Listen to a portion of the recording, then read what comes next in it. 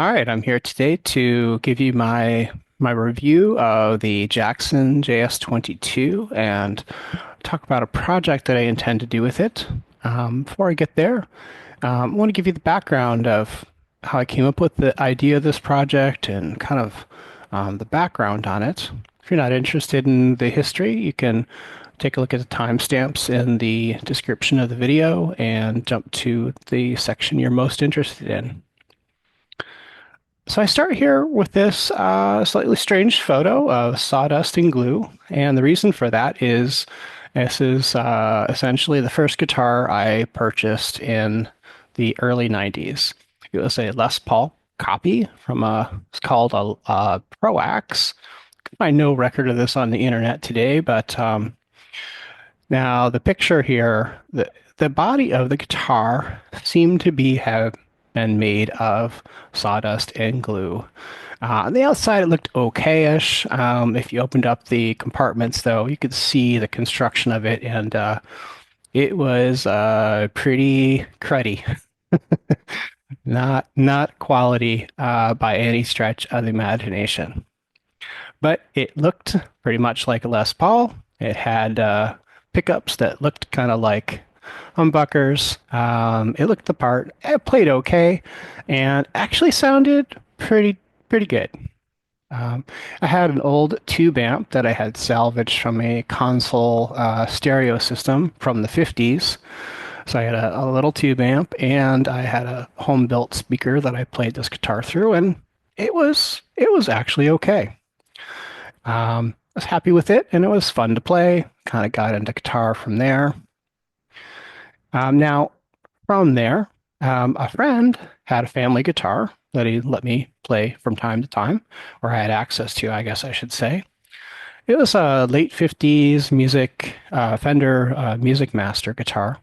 Short scale, three-quarter scale length, so it's sort of designed for new guitar players or for children.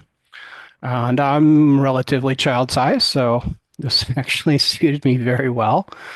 The short scale length makes you know, hitting the notes much easier, much less of a reach between them, which works well for me. And this guitar, it just sounded fantastic. By the time I had access to this guitar, I had a Fender Bassman modified guitar head and a 2x12 guitar cabinet. And the combination, this was fantastic. Really enjoyable, easy, pleasant guitar to play. Sound was fantastic. So enjoyed it. But of course, it wasn't mine, and only got to try it out on occasion. Today, you can buy one of these for just around $3,000 on eBay. So that's pretty out of my price range by a lot. But anyways, kind of a cool guitar, and it showed me some of the possibilities of what guitars could be. And from there, I ended up buying a fairly high-end Jackson guitar. I bought this mail order sight unseen, and the beauty shop looks something like this. It wasn't this guitar.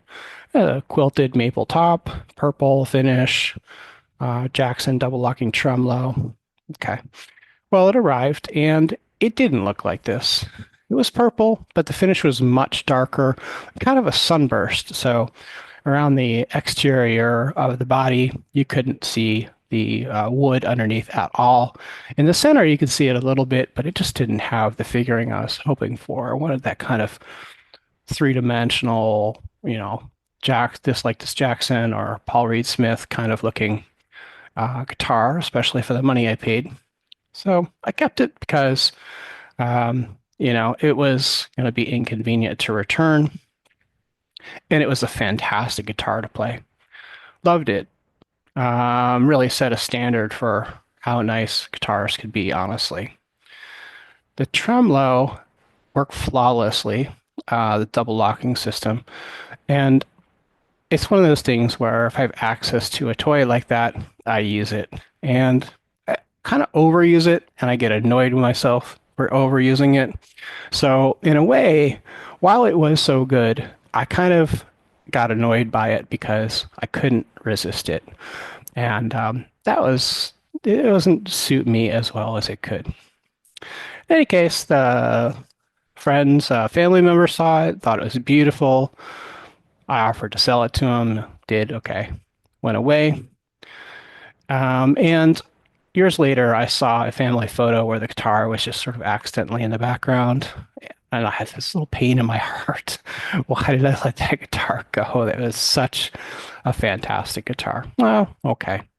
So I had that experience. From there, I was relatively poor, so I decided, well, I'll just start building my own guitars. So here's one that I built. It's a semi-hollow body walnut Telecaster style guitar, but with humbuckers, hardtail. Um, Pretty nice. Got a couple little issues now, which I'll mention in a moment. And then I built about a dozen guitars altogether. This is the last one I built. This is a very old piece of African mahogany. It's very difficult to find one solid piece of good quality mahogany like this anymore. I bought this from an old wood shop in the 90s, and this piece of wood had been there for many, many years, decades. So it's quite an old piece of wood. And I built this guitar, Gibson P90 pickup, hardtail, of course, and pretty nice.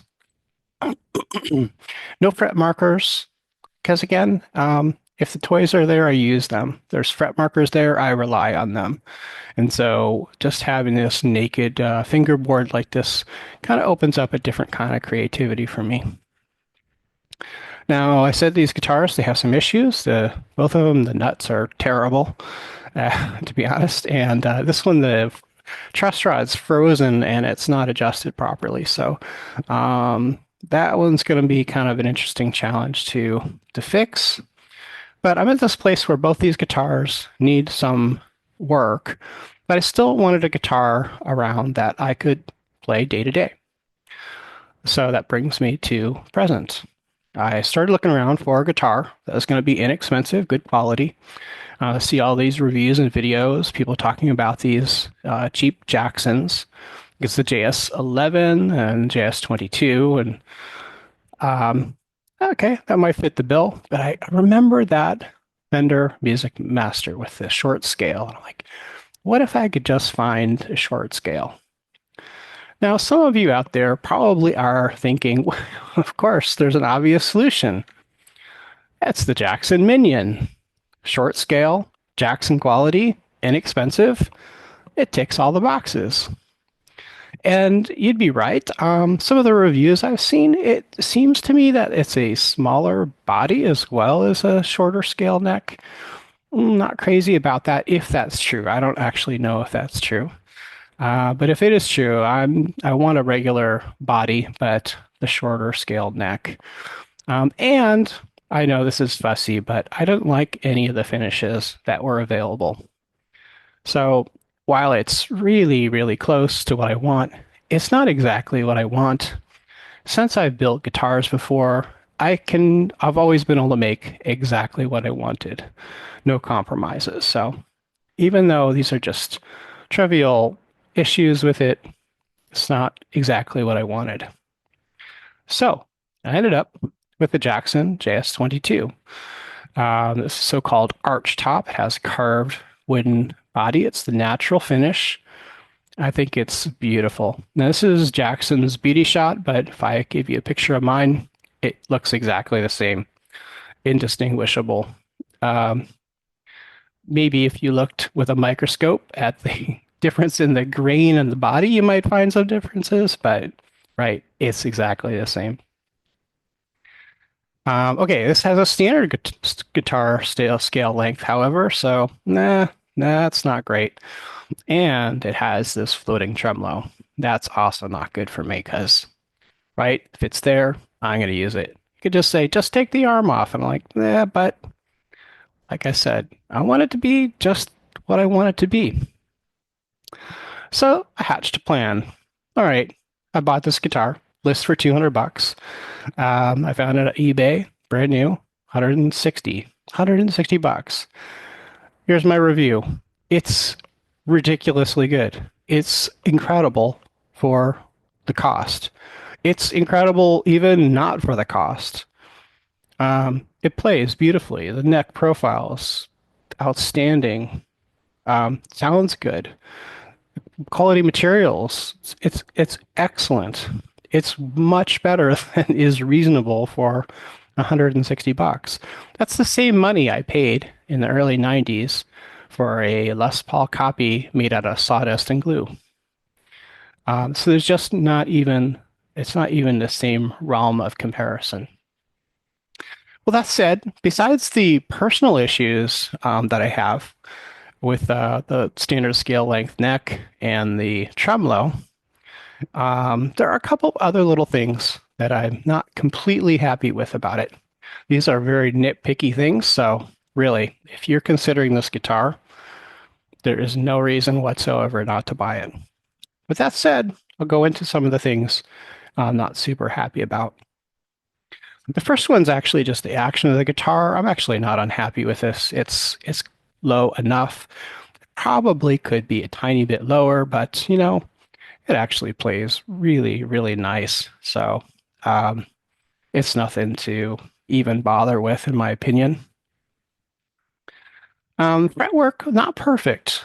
It's pretty damn good, but it's not perfect. Can you tell when you're playing the guitar? No, you can't.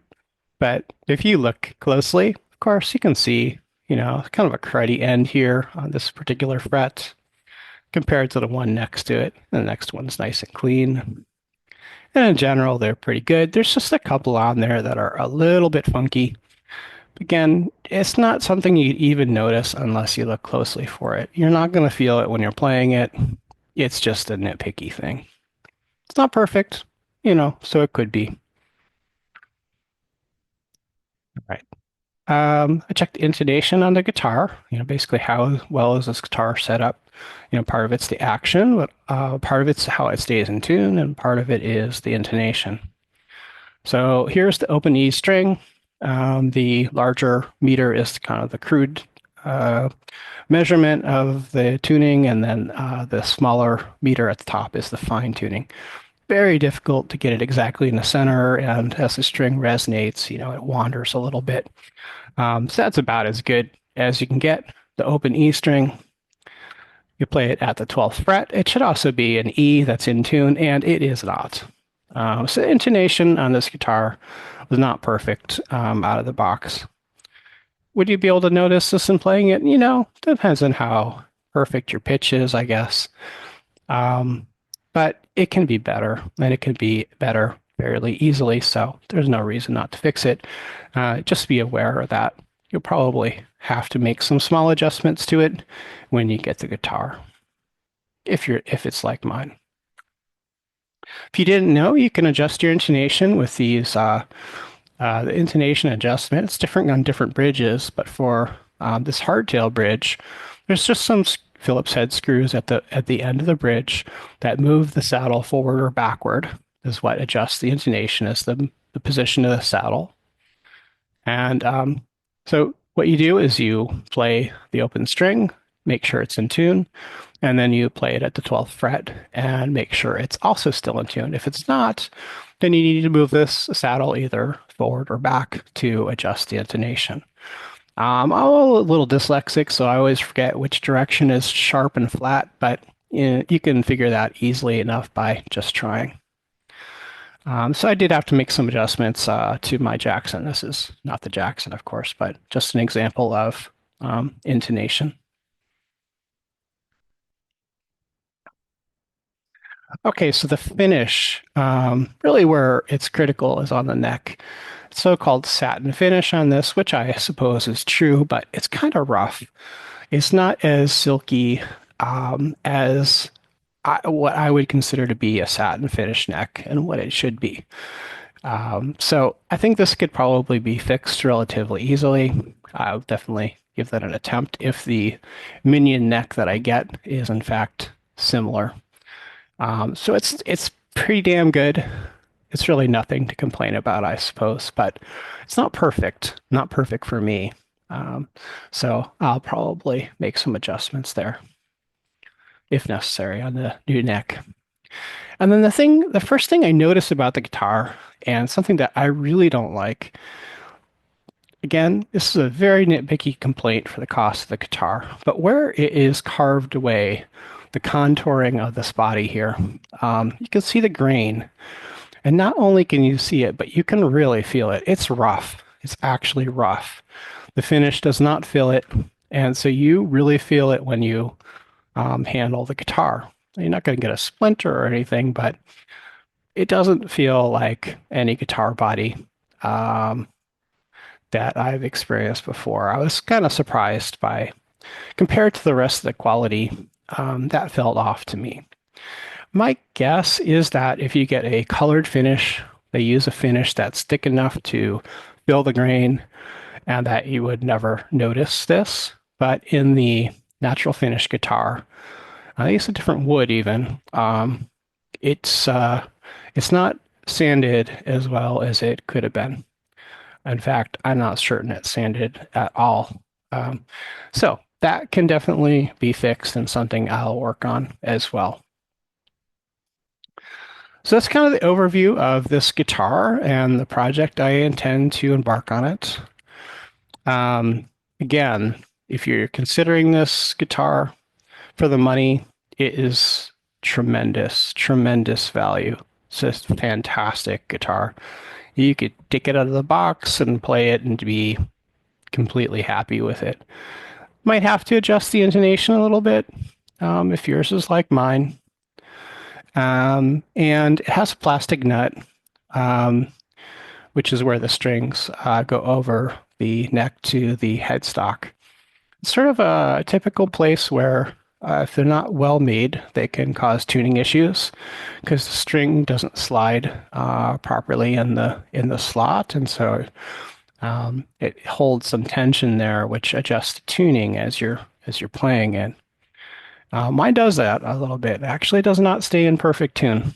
I'm very picky, so you might not care as much as I do.